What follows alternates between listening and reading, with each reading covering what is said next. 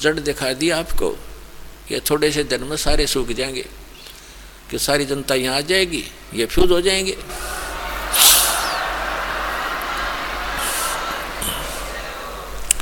तो परमात्मा क्या बताते हैं, सतयुग में सत सुकृत कह टेरा, त्रेता नाम मुनींद्र मेरा, द्वापर में करुणा में कहाया, और कलयुग नाम कबीर धराया।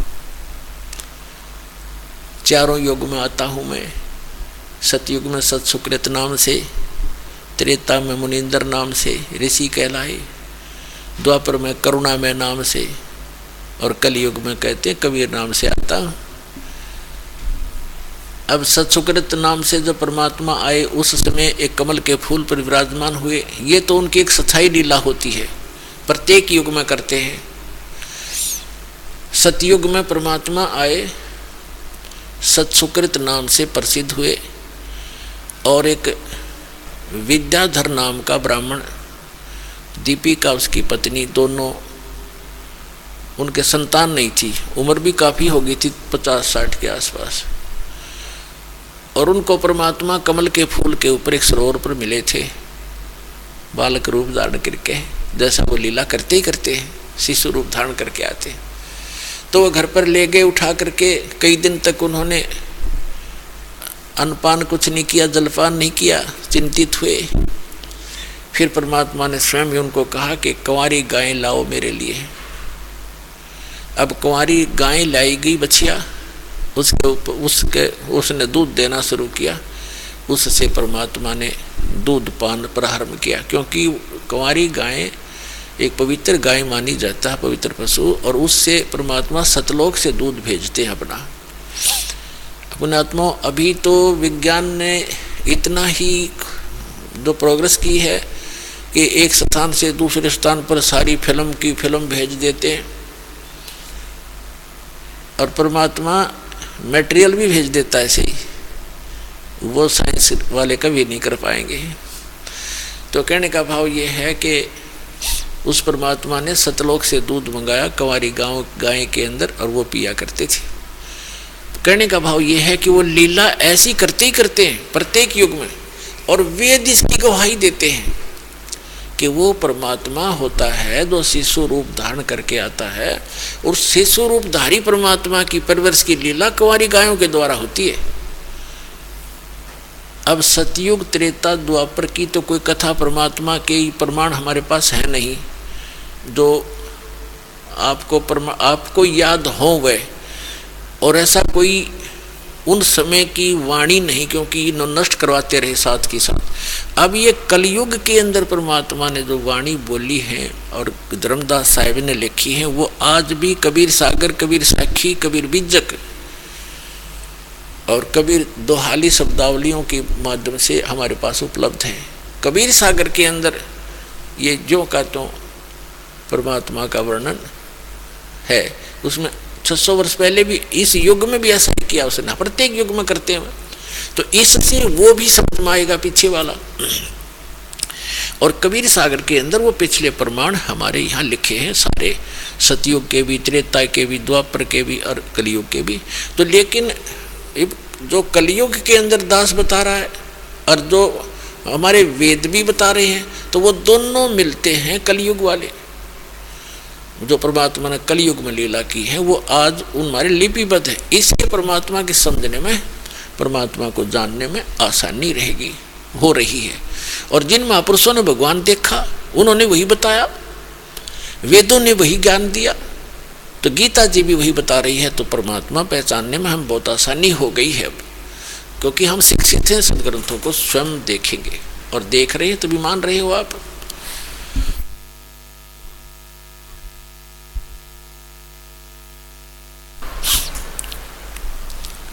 तो जो सतयुग के अंदर परमात्मा को वो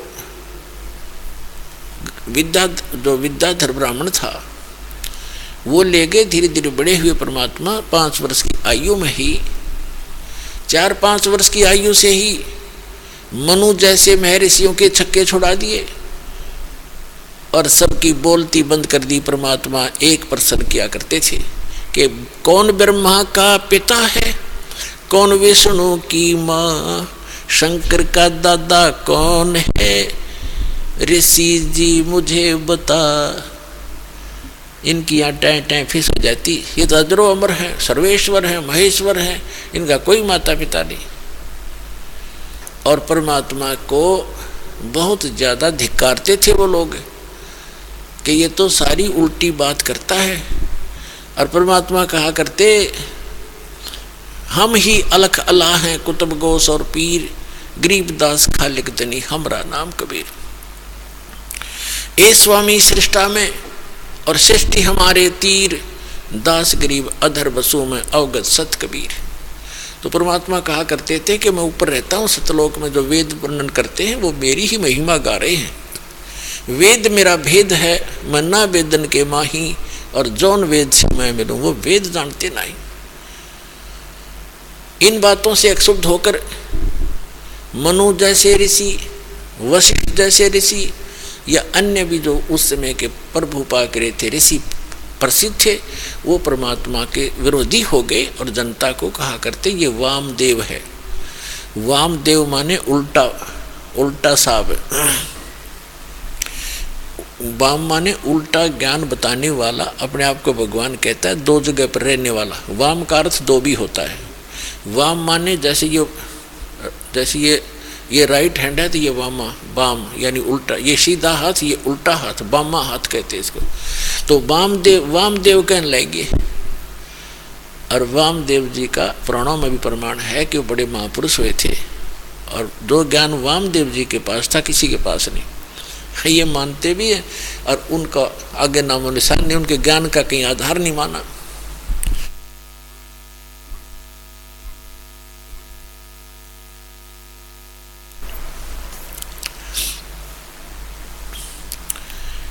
इस प्रकार सतयुग का इतना ही इतिहास भगवान का, वैसे बहुत से महापुरुषों को मिले हैं, उनको पार भी किया है, सतयुग में भी कुछ एक पार हुए हैं, लेकिन परमात्मा ने कलयुग में ही सबको पार करना था, और थोड़े थोड़े प्रत्येक युग में भी निकाले हैं जो उनके ऊपर दृढ़ हुए। फिर बताते हैं त्रेता के अंदर परमात्मा एक मुनिंद्र नाम के ऋषि नाम से प्रसिद्ध हुए।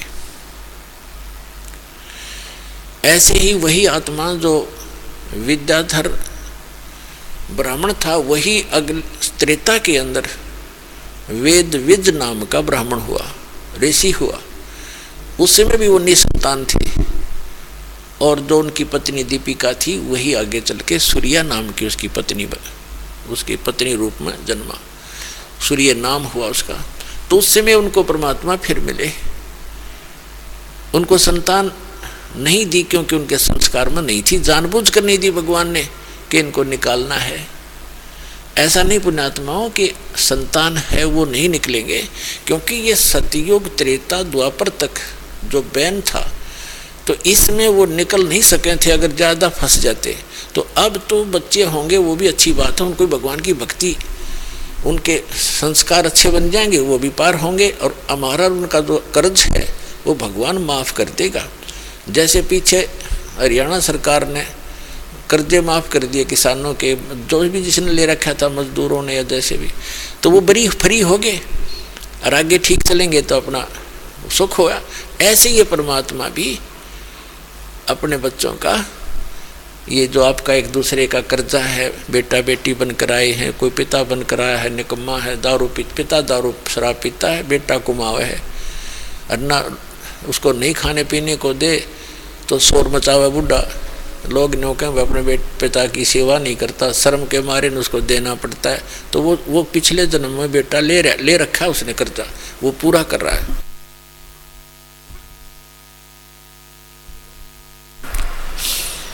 सुखदेव ऋषि ने कहा था, जब अपने पिता जन्म लेते ही उठकर चल पड़ा, माँ के गर्भ से 12 वर्ष की आयु का शरीर बन गया, और वेद व्यास जी उसके पिता कहने लगे, बेटा दर्शन तो दिखा दे, रसकल तो दिखा दे, तेरी 12 वर्ष बाट देखी, इंतजार की मैंने। तो ऋषि सुखदेव ऋषि कहते हैं कि व्यास जी, ना जाने कितनी बार मैं तेरा बाप हो दिया, ना जाने तू कितनी बार मेरा पिता हो दिया, ये तो बुरा झंझट है। अब मैं इस मोह में फंसूँ नहीं, तेरी तरफ देख लूँगा, मेरी आस्था पिता रूप में हो जाएगी, आप तो ग्रस्त हैं ही इस कीचड़ में। यूँ कह करके वहाँ से अंतर ध्यान हो गया, आकाश में उड़ गया। ऐसी सिद्धि थी पिछले जन्म के संस्कार, बैटरी चार्ज थी इसकी, लेकिन पार नहीं हो सका था जब तक सच्चा नाम नहीं मिलेगा। तो कहने का भाव ये, जब उसने कहा था, सुखदेव ऋषि ने कहा था, एक लेवा एक देवा दूतम, और कोई किसी का पिता नहीं पूतम। ऋण संबंध जुड़ा एक ठाठा, एक ऋण के आधार से, ऋण संबंध से हमारा ये संस्कार जुड़े हुए हैं। हम एक परिवार का तो अपने ठाठ दिखाई देते हैं। ऋण संबंध जुड़ा एक ठाठा, अंत समय सब बारा बाटा। आज माता पिता हैं, बेटा बेटी है, पिता की मृत्यु होगी मन नाइजीरिया में जन्म लेवे, और पुत्र की मृत्यु होगी मन श्रीलंका में जन्म लेगा। 12 बाट हो गए, कोई कहीं जन्मा कोई कहीं जन्मा। ये कहाँ का साथ है आपका? एक लेवा एक देवा दूतम, और कोई किसी का पिता नहीं पूतम। ऋण संबंध जुड़ा एक ठाठा, अंश में सब 12 बाटा। तो पुण्यात्माओं, यहाँ ये नहीं सोचना कि बच्चों को छोड़ दें, पत्नी को छोड़ दें, पति को छोड़ दें, नहीं।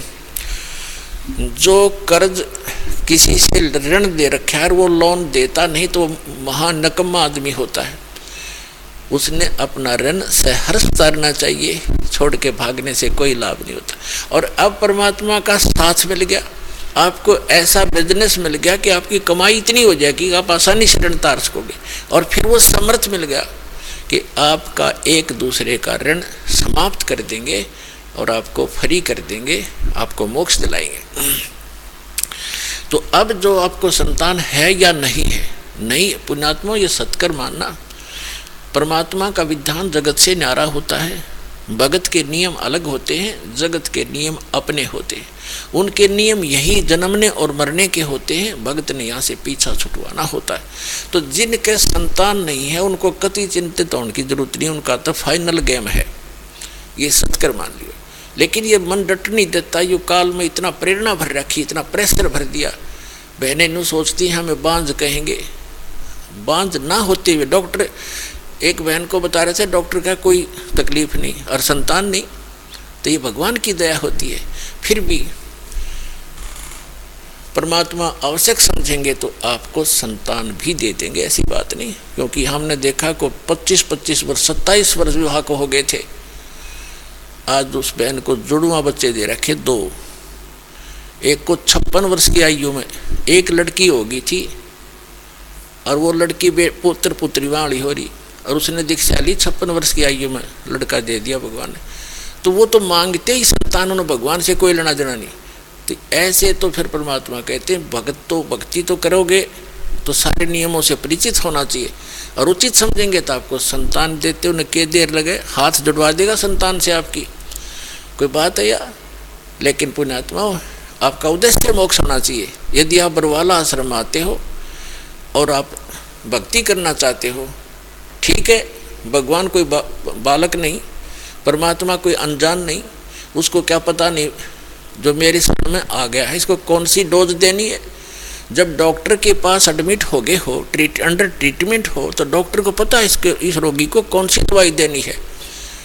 और वहाँ डॉक्टर कोई दवाई दे और मरीज का ये नहीं मुझे ये दे, तो डॉक्टर तो देखो ना, कोई वैसे को फर्जी बैठा होगा मूर्ख, वो उसको कुछ भी दे सकता उसको मारने के लिए, लेकिन डॉक्टर वही देगा जो उसके हित में होगी।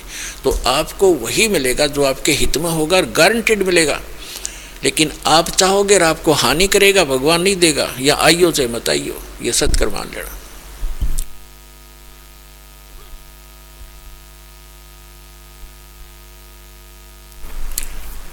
तो जो प्रसंग चल रहा है कि सतयुग में परमात्मा सत्सुकृत नाम से आए, त्रेता में परमात्मा मुनिंदर नाम से आए, और मुनिंदर नाम से जब आए थे वही आत्माएं जो सतयुग में थी, ये गंगा विद्याधर ब्राह्मण और दीपिका वाली, वही आगे वेद विज ब्राह्मण और सूर्या वाली आत्मा बनी, और उनको फिर परमात्मा, वो भी निसंतान थे, ऐसे ही कमल के फूल पर मिले वो उठा कर ले गए, कंवारी गाय से उनकी परवरिश हुई। अब जब त्रेता युग में परमात्मा आए, उन्होंने कुछ लीलाएं की। कैसी लीलाएं की।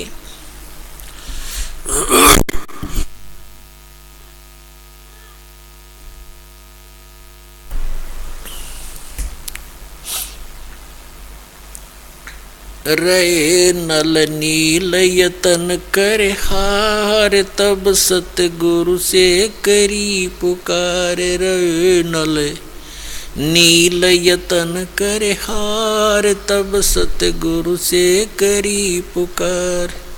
जा सतरेखा लिखी अपार सिंधु पे, सिला तिराने वाले। जा सतरेखा लिखी अपार सिंधु पे, सिला तिराने वाले। धन धन सतगुरु सत कबीर, भक्त की पीड़ मिटाने वाले। भक्त की पीड़ मिटाने वाले, भक्त की पीड़ मिटाने वाले। धन धन सतगुरु सत कबीर, भक्त की पीड़ मिटाने वाले।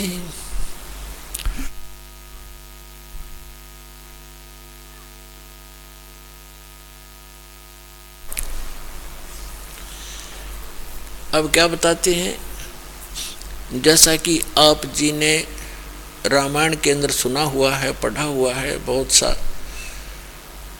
कि समुद्र के ऊपर पुल के बनाने का जो प्रकरण था हम बहुत प्रकार से सुना करते थे। कभी कोई कहता था श्री राम ने समुद्र पर पत्थर उतरा दिए, और कोई कहता था कि हनुमान जी ने उस पर राम नाम लिख दिया, पत्थर तैर गए। कोई कहता था नल नील के हाथों में एक ऐसी शक्ति थी, उनके हाथ से पत्थर डूबते नहीं थे, उससे तेरे। ये था खिचड़ी ज्ञान, इनकम्प्लीट नॉलेज। कहते हैं little knowledge is the dangerous thing. ये अधूरा ज्ञान था जिसका कोई सिर पैर नहीं था। अब उस नल नील तेरे, या श्री राम से तेरे, या हनुमान ने उस पर राम लिख दिया उसने तेरे, कोई एक फाइनल तक करो। अब ये फाइनल होगा। ये नल नील कौन थे? ये दोनों आपस में मौसी के बेटे थे, यानी इनकी माताएं बहन थी, और इनके ऊपर 3 ताप का बहुत भयंकर दुख था, जिस कारण ये मेंटल हो गए थे। सब ऋषियों से और सभी उपचार करने वाले, झाड़ फूक करने वाले, या जितने भी वैद्य थे सब करवा के वो थक चुके थे। ऋषि महर्षियों ने कहा कि इनका प्रारब्ध के अंदर ये दुख है, ये आजीवन बना रहेगा, इनकी किस्मत में लिखा हुआ, इसको कोई चेंज नहीं कर सकता। लेकिन फिर भी आत्मा जो है परमात्मा की तरफ आकर्षित रहती है, उसका वो यहाँ संतोष नहीं करती कि अब मेरा इलाज नहीं है, फिर भी सोचता है कि कहीं ना कहीं अवश्य भगवान कभी सुनता है जीव की। तो वो परमात्मा जब मुनिंदर नाम से आए हुए थे ऋषि रूप में, ऋषि लोग नहरों के दरिया के साथ अपने आश्रम बनाते थे और वहाँ श्रद्धालु जाते थे, उनसे आशीर्वाद पाते थे, ज्ञान सुनते थे। तो सत्संग कर रहे थे, क्या करते थे परमात्मा, मुनिंदर नाम में आए थे। नल और नील को पता चला कि कोई ऐसे संत हैं जहाँ जाने से सब दुख दूर होते हैं, और भी बहुत से बूढ़े बुजुर्ग, रोगी या जिज्ञासु जाने लगे। फिर वो नल नील भी चले गए। नल नील ने जाके ज्यों ही परमात्मा के चरणों में प्रणाम किया, और परमात्मा कबीर जी, मुनिंदर जी ने आशीर्वाद दिया, वो दोनों स्वस्थ हो गए। नहीं तो उनको पता ही नहीं था, ऐसा बुरा हाल था उनका। कभी आंखें ऐसी थी, लाल पड़ते, मुख से लार गिरती थी, ऐसी स्थिति थी उनकी, मेंटल से हो गए थे, आंखें भी टेढ़ी टेढ़ी थी। तो दोनों स्वस्थ हो गए। जो रोग था मानसिक शारीरिक वो सब समाप्त हुआ। तो मुंह की तरफ देखते रहे और कहा, भगवान ओहो आप कहाँ छुपे थे मेरे दाता, आप कहाँ छुपे थे, हम सब जगह थक लिए थे, हमें कोई राहत नहीं मिल रही थी, और खड़े होकर बता रहे हैं देखो हम स्वस्थ हो गए, ये तो भगवान आए हैं, सर्वशक्तिमान है, ये पूर्ण परमात्मा है, ये महर्षि भगवान के ही स्वरूप हैं। उन्होंने दीक्षा, परमात्मा से दीक्षा ले ली, फिर सेवा करने लगे। बूढ़े बुजुर्गों की सेवा करें, रोगियों की सेवा करने लगे, उनके बर्तन धोने, कपड़े धोने के लिए ले जाते हाथ जोड़ जोड़ के, क्योंकि सत्संग में बताया जाता है कि यह सेवा भी एक आपको बहुत पुण्य देती है। परमात्मा पुण्यात्मा हमारे पाप जो है ना कई प्रकार के होते हैं। जैसे कपड़ा मैला हो जाता है और इसमें कई प्रकार के मैल लग जाते हैं, तो कुछ मैल ऐसे होते हैं जो केवल पानी में डालने से सब ठीक हो जाते हैं, जैसे रेत लगा है, गारा लगी है। और कुछ ऐसे मैल होते हैं जो साबुन के प्रयोग से ही साफ होंगे, और कुछ ऐसे मैल होते हैं कि उसको ड्राई क्लीन ही करना पड़ता, उसका कोई विकल्प नहीं रहता। तो इसी प्रकार हम युगों युगों से अपने इस अंतःकरण रूपी कपड़े को ऐसे मैला किए बैठे हैं। तो जैसे उसी मंत्र जाप से कुछ एक को तो जल्दी आराम हो जाता है, तो उसका मैला थोड़ा था, वो थोड़ा मैल था, जल्दी उतर गया, साफ निर्मल हुआ। और किसी का ज़्यादा है तो उसको सारे ट्रीटमेंट करने पड़ेंगे। तो उसके लिए कुछ पाप ऐसे हैं हमारे जो सेवा से कटते हैं। सारे आज से सेवा करें, कि तो रोटी पोवे, कि तो बर्तन साफ करे, झाड़ू लावे, मैट बिछावे, कोशिश करे। अगर कोई नहीं करने देता है कि नहीं हम कर लेंगे तो वो दूसरी बात है, पर आपकी नीयत नहीं हो रहा है, हम भी कोशिश करें थोड़ी बहुत सेवा बने भगवान की, तो उससे आपको बहुत लाभ होता है। और दूसरा ये है, जैसे सत्संग सुनने से ज्ञान यज्ञ है, इससे भी आपको कुछ पाप आपके नाश होते। संत के दर्शन से भी आपके कुछ प्रकार के पाप उसी से नाश होंगे, और कोई तरीका नहीं है। और अन्य प्रकार के जो घोर पाप हैं वो मंत्र से साफ होंगे। तो मंत्र से साफ जो होंगे, मैल खत्म होंगे, पाप कटेंगे।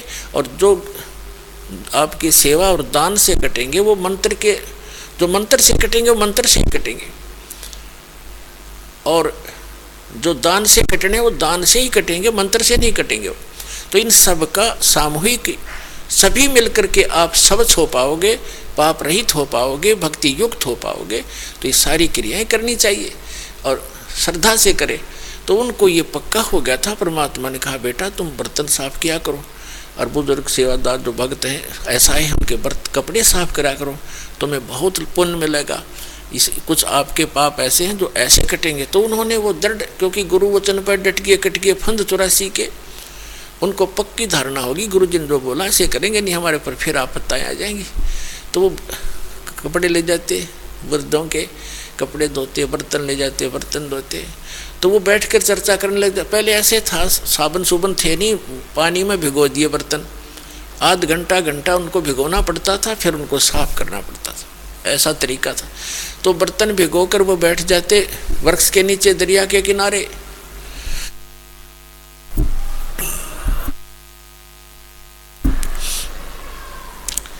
उधर से दरिया के बहाव में कुछ बर्तन बह जाते थे, उनको पता नहीं होता।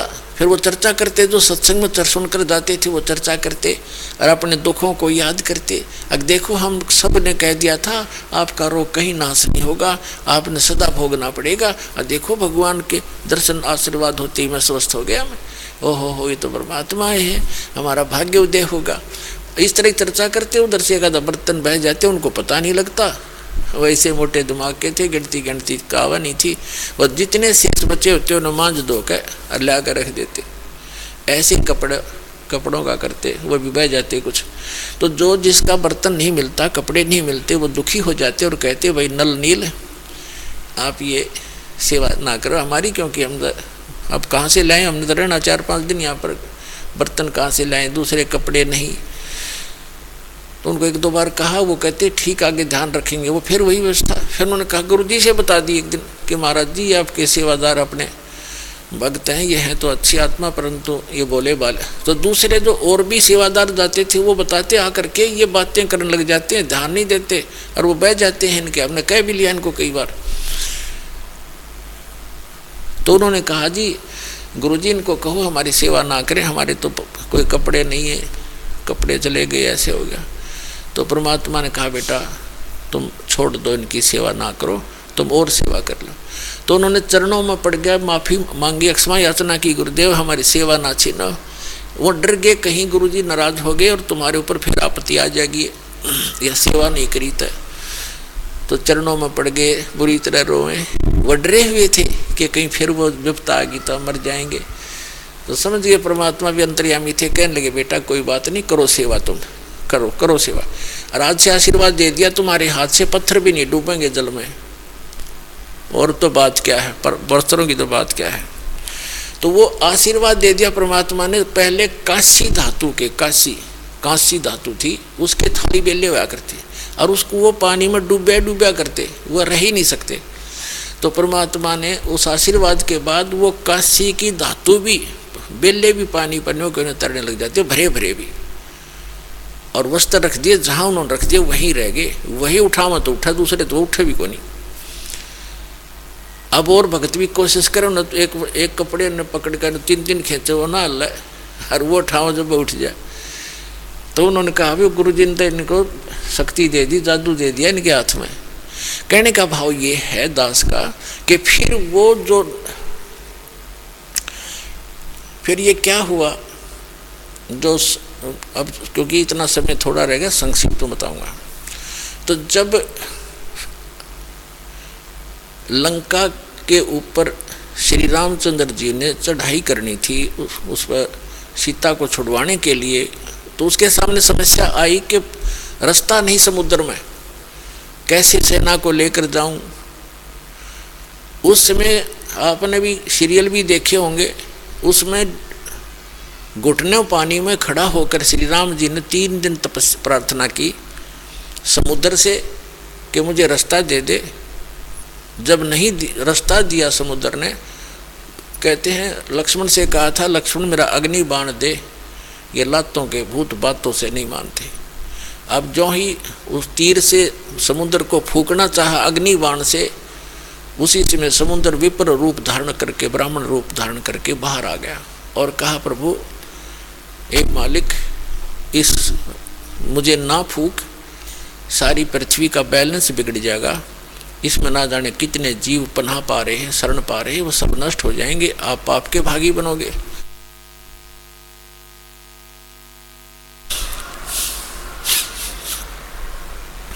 और फिर ये इतना गड्ढा बन जाएगा, आप किसी प्रकार भी नहीं जा पाओगे। आप ऐसा काम करो, सर्प भी मर जावे, लाठी भी ना टूटे।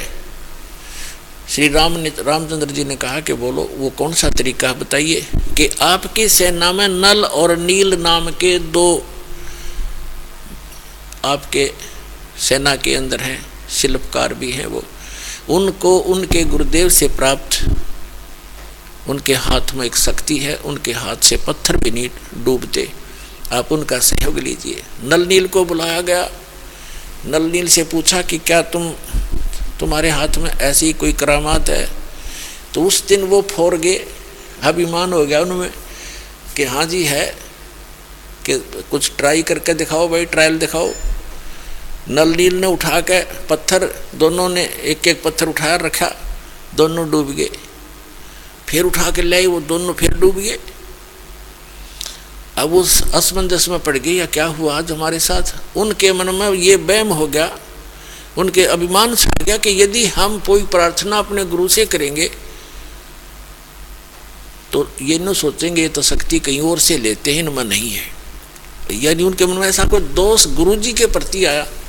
तो परमात्मा कहते हैं, हाँ उसी समय उसने बताया, क्या नाम है, विपर रूपधारी समुद्र ने कहा कि नलनील तुमने गजब कर दिया, तुमने आज अपने गुरुदेव को याद नहीं किया, जिस करके तुमने हानि करी। याद करो उस परम पिता अपने गुरुदेव को, गुरु को याद करके कोई काम करना चाहिए, तब सफल होता है। नलनील भी समझ गए इस बात को। तो पुण्यात्माओं, परमात्मा कहते हैं कि जैसे माता गर्भ को रख है यतन बना, और ठेस लगे तो छन्न होए, तेरी ऐसे भक्ति जावे। जैसे किसी बहन को गर्भ होता रहता है और वही जानती है उसको कैसे प्रफुल्लित किया जाएगा। रात्रि के समय करवट लेती है तो भी डरती है कहीं दाब ना आ जा, मेरा लाल खराब हो जा। चलते फिरते भी बहुत सावधानी बरतती है, कहीं पैर ना ऊंचे नीचे में टिक जा और मेरा बच्चा गर्भनाश हो जा। तो कहते हैं ये भक्ति जिस दिन आपको सतभक्ति सत्संग से, पूरे संत से मिलती है, ऐसे आपके अंदर एक भक्ति रूपी लाल आपकी आत्मा में शुरू हो जाता है बनना। और उसको ऐसा सावधानी से प्रफुल्लित करना पड़ेगा जैसे माता गर्भ को रख यत्न बना और ठेस लगे तो छन्न हो, तेरी ऐसे भक्ति जावे, नाश हो जाएगी भक्ति का। फिर रोती रह जाती वो बहन, उसका पेटा नहीं भरता जिसका गर्भ नाश हो जाता है। फिर शुरुआत कभी हो ना हो। तो इसलिए पुण्यात्माओं, नल नील ने गलती करी, उसकी सजा तुरंत मिली। फिर उन्होंने भगवान परमात्मा को याद किया। रे नल नील यतन कर हार, तब सतगुरु से करी पुकार। रे नल नील यतन कर हार, तब सतगुरु से करी पुकार। जा सतरे खा लखी अपार, सिंधु पे सला तिराने वाले। जा सतरे खा लखी अपार, सिंधु पे सिला तिराने वाले। धन धन सतगुरु सत कबीर, भक्त की पीर मिटाने वाले। तो परमात्मा पहुंचे। जब उन्होंने हृदय से याद किया, और रामकृष्ण कौन थे, इनको तो हम वैसे सुप्रीम पावर मान रहे थे, ये भी जब दुखी होते परमात्मा याद करते हैं। और गरीबदास जी ने कहा कि रामकृष्ण सतगुरु सहजादे, ये भी तो उस परमात्मा के सहजादे हैं, ये अच्छी आत्माएं, आपसे भी अच्छे हैं उनके प्यारे बच्चे, लेकिन ये भ्रमित हो गए, काल का फंस गए, इनका दुरुपयोग कर रहा, ये मानने को तैयार नहीं है। लेकिन कोई भी बच्चा माता पिता का बिगड़ जा, गलतियां करता है भारी भारी, तो भी उनके हृदय में जगह न्यो की नो रहती है। बेटा तो है ही, बेटी तो है ही, वो ममता तो साथ ही है। तो परमात्मा के बारे में गरीबदास जी ने कहा कि रामकृष्ण सतगुरु सहजादे, और भक्ति है तीनों होए प्यादे। कहते तीनों देवा कमल दल बसे, ये तीनों देवता हमारे कमलों के अंदर रहते हैं। और ब्रह्मा विष्णु महेश, और प्रथम इनकी वंदना, फिर सुन सतगुरु उपदेश। तो रामकृष्ण श्री राम ने भी फिर देखा भी समुद्र, ये नली लाड़ी बात भी बिगड़ गई। अब क्या होगा, जो भगवान को ही याद करता प्राणी हार के, तो उसका भी दुख निवारण करना था, श्री रामचंद्र का भी, और नल नील को भी शिक्षा देनी थी। हमारे लिए प्रमाण छोड़ना था कि बकवाद नहीं चले इस भक्ति मार्ग में, आजीवन सावधान रहना पड़ेगा। तो परमात्मा आते दिखे दूर से। किसी ने कहा कि ये महर्षि महात्मा कौन आ रहे हैं। नल नील की नजर गई कि तो गुरुजी आगे हैं, सतगुरु आगे हैं। बहुत कर चरणों में दंडोत प्रणाम किया, तब तक भगवान निकट आ गए। तब श्री रामचंद्र जी ने अर्ज किया कि भगवान मेरे हे ऋषि जी, मेरे ऊपर बहुत बड़ी आपत्ति है। सारी कथा सुनाई। परमात्मा बोले मुझे पता है, और कहा कि ऐसा दुर्भाग्य है मेरा कि आज आपके इन शिष्यों के हाथों में भी यह शक्ति नहीं रही, इनके हाथों से भी पत्थर नहीं तैर रहे, मेरा दुर्भाग्य है। तो परमात्मा ने कहा कि अब इनके हाथों से कभी तैरेंगे भी नहीं, क्योंकि इनमें अभिमान सा गया। तब श्री रामचंद्र जी ने कहा जी फिर मेरा क्या होगा। परमात्मा बोले करता हूँ इलाज। एक सोटी ले रखी थी परमात्मा ने, डंडी हाथ में छड़ी, डोगा सा। कहने लगे मेरे साथ साथ आ जाओ। एक बहुत बड़ा पहाड़ था, उस पहाड़ के चारों तरफ परमात्मा ने ऐसे अपनी उस सोटी ते, छड़ी ते, डंडी ते रेखा खींच दी कि इसके बीच बीच के पत्थर मैंने हल्के कर दिए, उठाओ और पुल बनाओ। तब वो पत्थर तेरे थे भाइयों। अभी तक कोई का राम ने तार दिए, कोई का नल नील ने तरा दिए, कोई तो श्री राम हनुमान ने राम का नाम लिख दिया, तेरे गए। हनुमान तो अपना दैनिक क्रिया करा करता, वो तो पत्थर पे वैसे लिख लेता था राम राम राम, ताकि सामने वाले भी देखें। क्योंकि भक्ति जो करनी होती है वो मंत्र काम करते करते करना होता है। तो उस राम राम जाप नहीं था उनका, तो राम को तो सिर्फ सामने वाला पढ़ेगा देखेगा तो भी 2 बार तो राम राम कहेगा। इस तरह वो क्रियाएं थी, बाकी उनसे राम नाम से वो नहीं तेरा था। अब कहते हैं जगत का पेखना पेख्या, धनी का नाम ना लेखा। अब एक दूसरे के सिर पर धरे बैठे, उसने ऐसे कर दिया, उसने ऐसे कर दिया, कहते जो करने वाले का तो जिक्र भी नहीं। तो इस प्रकार वो त्रेता युग में आए थे भगवान मुनिंदर रूप में परमात्मा। उस समय नल नील को स्वस्थ किया, और श्री रामचंद्र जी के ऊपर जो पहाड़ जैसा दुख था वो पुल बनवाया। और परमात्मा कहते हैं कि धर्मदास जी को समझाते हैं कि तुम इन रामकृष्ण को भगवान मान बैठे, किस आधार से। एक छोटे मोटे इनकी लीला देखकर कैसे कि श्री कृष्ण जी को तुमने राम मान लिया, भगवान मान लिया, कि उसने गोवर्धन पर्वत उठा लिया, गिरिराज बोलो जिसने। और आपके पुराण बताते हैं आप खुद कथा सुनते और सुनाते हो कि शेष नाग सारी सृष्टि न ठारा, जिसको ऊपर पृथ्वी भी सारे ये लोग ग्रह भी प्रह भी, तो एक पहाड़ के ठाणते भगवान मान लिया तो शेष नाग क्यों नहीं माना तुमने परमात्मा।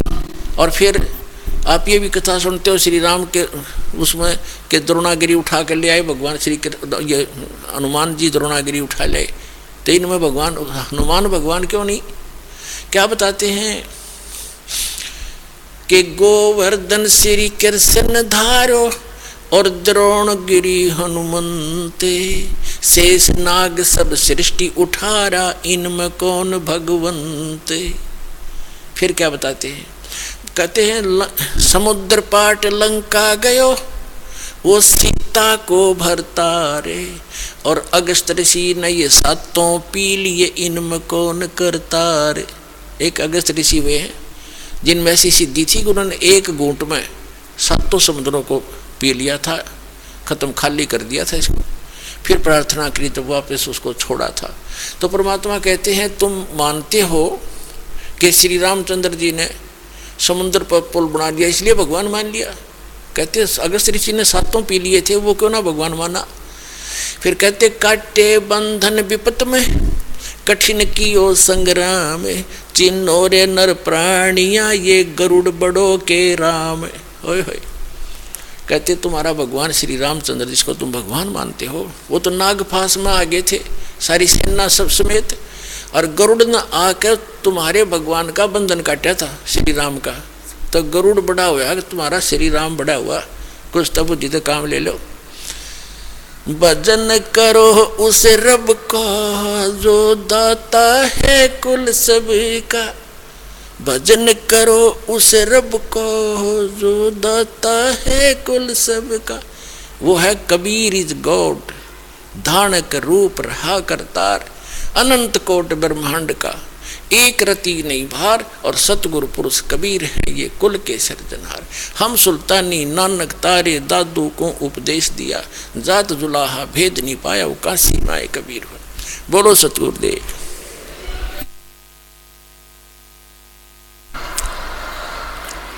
अब प्रसाद वितरित होगा, प्रसाद पाओ फिर भोजन खाओ, दर्शनार्थ आओ। सत साई।